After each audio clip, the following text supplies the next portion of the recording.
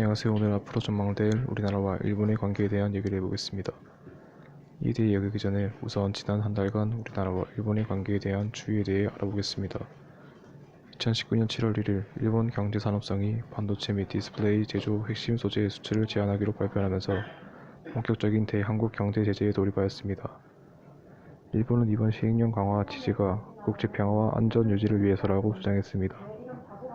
2018년 12월 21일부터 2019년 1월 23일까지 총 4차례 이뤄진 일본 해상자위대 소속 초계기에 대한민국 해군 함정들에 대한 저공위협 비행 사건, 상세하게 말하자면 2018년 12월 20일 오후 3시경 통해상에서 북한 어선에 대한 구조활동을 하던 대한민국 해군 소속 광개토 대왕함과 대한민국 해양경찰 소속 삼봉함을 향해 일본 해상자위대 소속 P1 대잠 초계기가 정찰 비행을 하던 중 광개토 대왕함이 P1 대장 초계기를 향해 STIR-180 레이더를 작동 후 조사했다는 일본 측의 일방적 주장으로 인해 한해 양측 간의 갈등이 본격적으로 촉발된 사건이라는 평가를 받고 있는 초계기 사건을 바탕으로 한국이 일본의 안보를 위협하고 있기 때문에 수출 규제를 취한다는 명분을 내세우기 위함으로 보이며 한국의 WTO 제소에 일본의 안보를 위한 자의적 조치라는 주장을 위한 포석으로 풀이가 됩니다.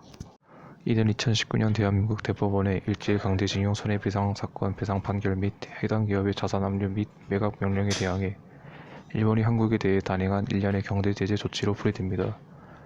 2019년 7월 1일자 일본 정부의 공식 입장은 한국에 대한 보복이 아닌 기존의 수출 구조 재정비에 따른 조정일 뿐이며 국제 평화와 안전 유지를 위해서라고 밝히고 있습니다.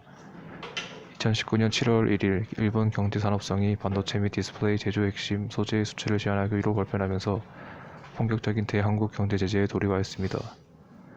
이에 대해 2019 G20 오사카 정상회의에서 자유롭고 공평한 무역을 강조했던 선언이 무색하게 공동성명의 잉크도 마르기 전에 경제 제재를 걸었다는 점에 대한 비판의 의견이 있으며 영국 파이낸셜 타임스 역시 일본의 자유무역에 위선적 태도를 취하고 있음을 보여준다라며 비판했습니다.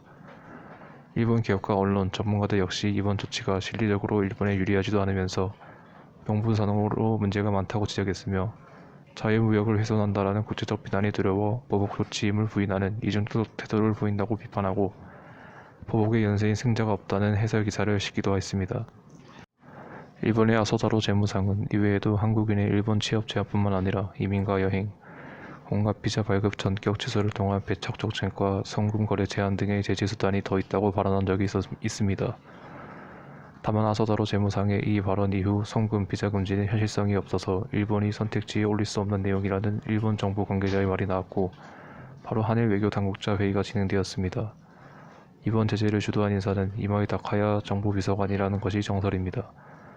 그는 반도체 외에도 스마트폰도 규제 대상의 계획에 있었다는 점입니다. 일본이 한국을 백색 국가에서 비백색 국가로 레벨을 낮추면서 발생하는 일이기에 엄밀히 말하자면 보복이라는 표현은 틀렸다는 말이 있습니다. 다만 특혜를 거두는 것이라고 해도 정치적 갈등으로 상대방 경제에 압박을 주는 것이기 때문에 보복이 맞다는 의견도 존재합니다. 원래 일본은 자국의 안보와 관련하여 협력하는 국가, 미국, 영국, 동일 등 27개 국가에 한하여 백색 국가라 부르는 레벨로 만들었습니다. 그리고 무역, 비자 등에서 비백색 국가와 달리 혜택을 주고 있었으나 사상 처음으로 한국을 이 백색 국가에서 배제한다는 것입니다.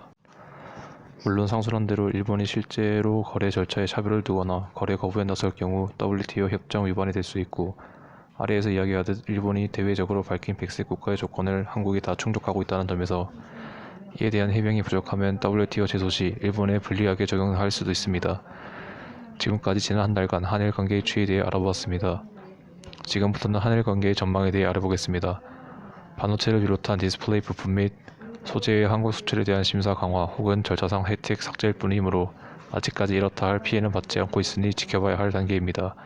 실제로 메모리용 감광액은 보도가 이루어진 7월 10일까지 정상적으로 수입되고 있다는 기사도 있습니다.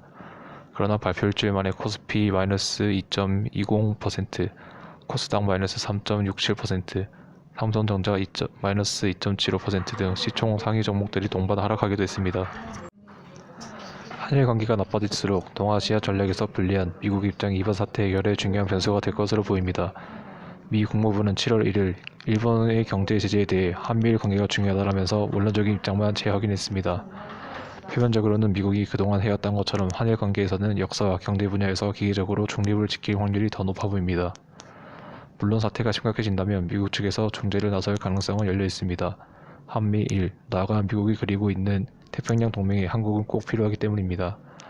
다만 미국은 오바마 행정부 시절에 지난 정부와 아베 내각 사이에서 일본군 위안부 합의에 관여했다가 반미 감정만 더해지는 바람에 좋았던 오바마에 대한 이미지가 재평가된 적이 있었습니다.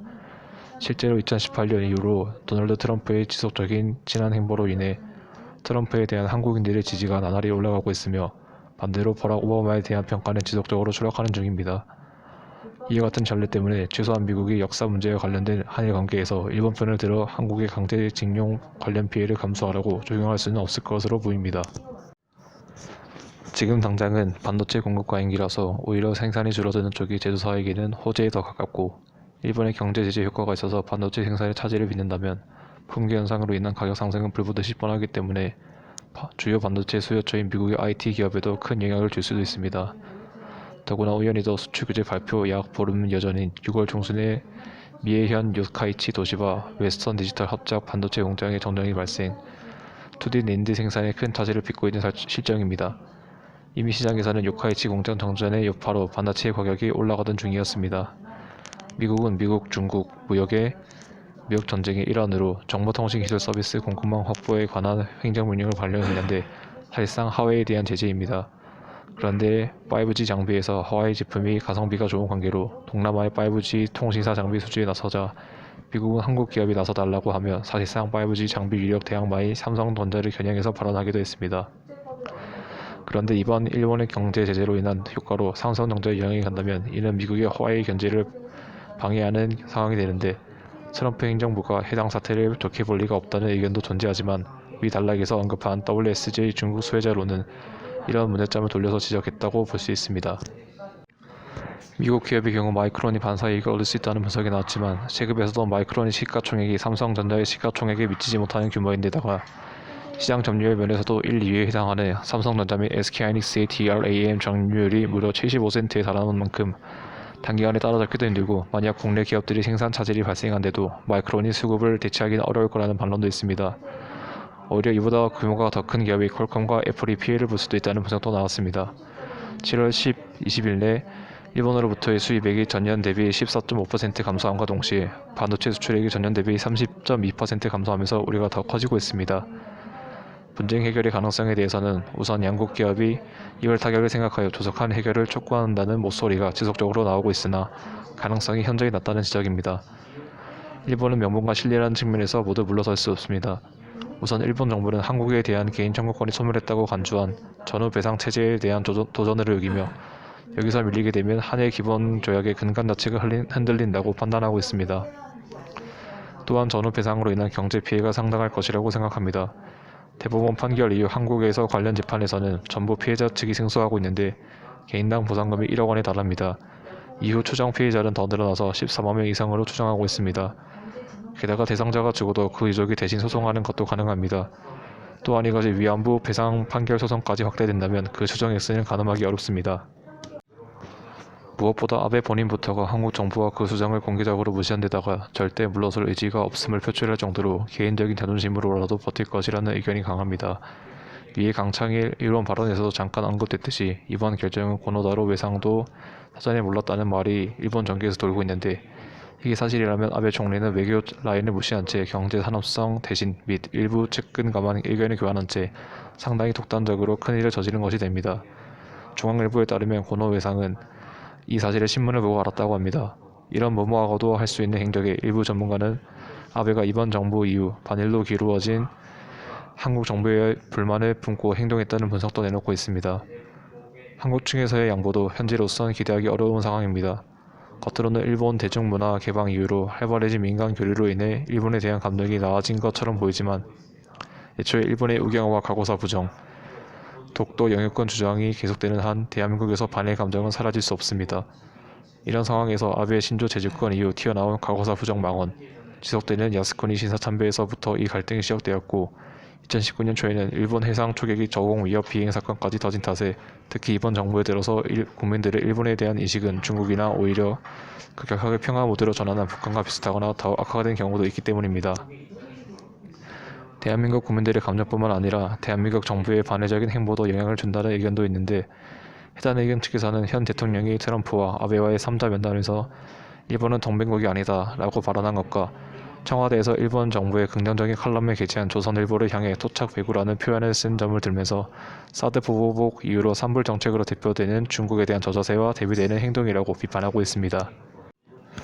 또한 이번 정부의 인식이 일본 아베 정권이 한국 경제에 치명타를 가해 반의적인 이번 정부를 타도시키고 친일적인 보수 정권을 세우려고 하는 레짐 체인지를 노리고 있다는 생각하는 등 사실상 일본을 적성국에 가깝게 보는 인식이라는 7월 10일자 보도까지 나와서 아베 정권과의 합의가 이뤄지는데 더 어려울 것이라는 관측이 제기됐습니다.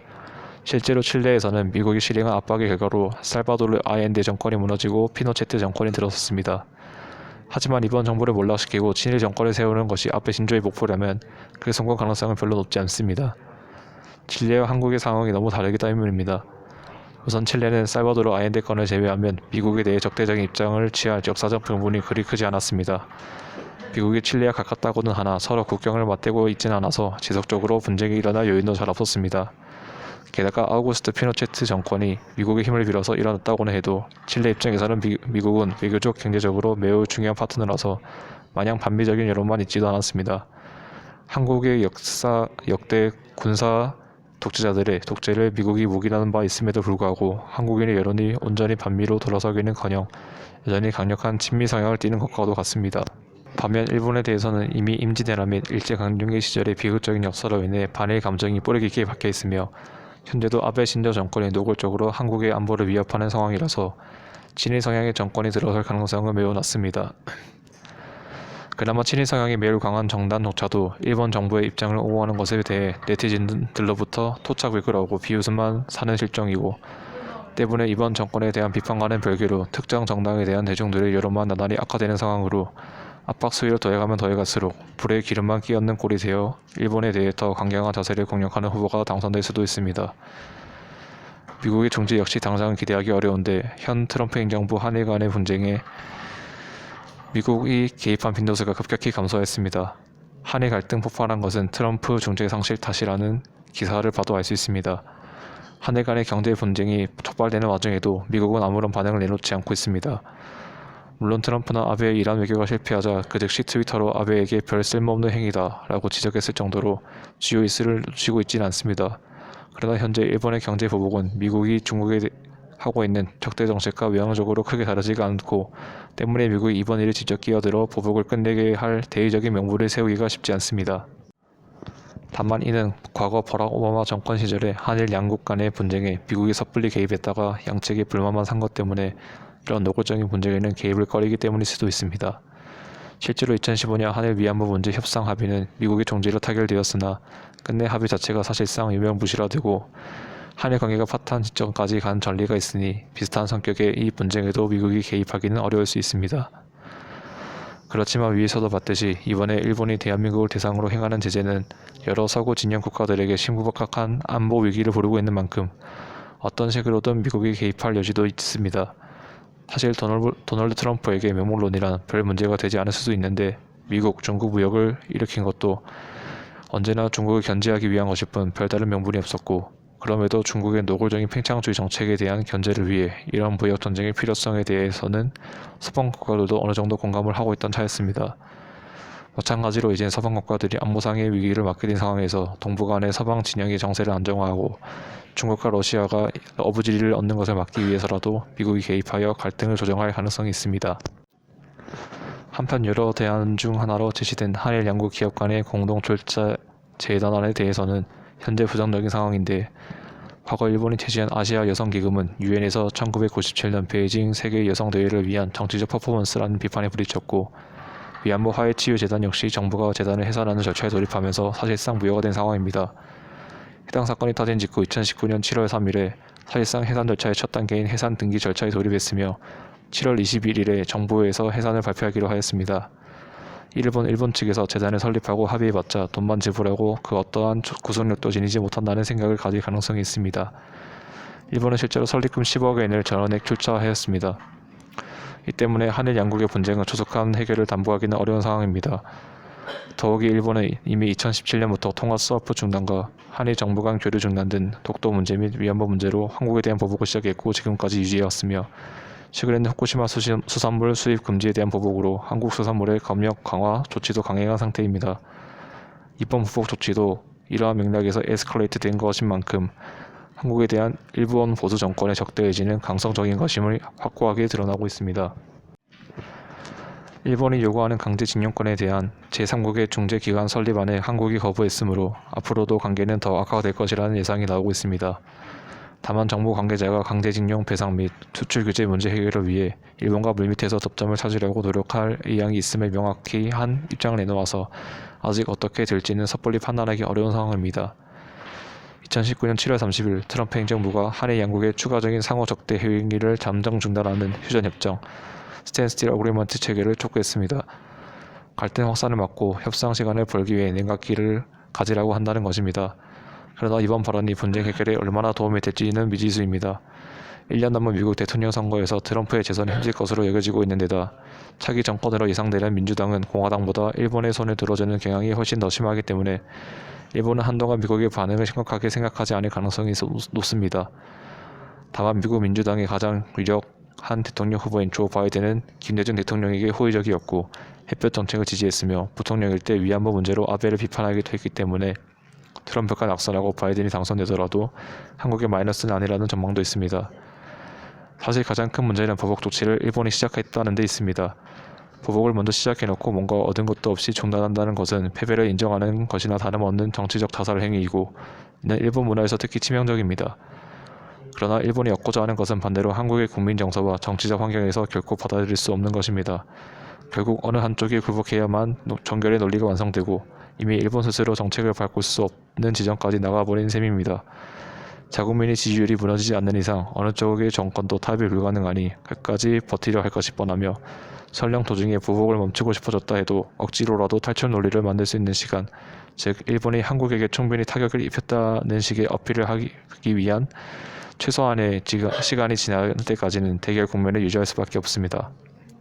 한마디로 한국이나 일본이나 제대로 된 출구 전략을 만들기 힘들다는 상황으로 일각에서 막상 아베 본인도 질러봐 놓고 자국민의 피해 최소화 대책을 제대로 세우기 힘들다는 비판도 있습니다. 이상으로 한일 관계 전망에 대한 영상을 마치겠습니다. 시청해주셔서 감사합니다.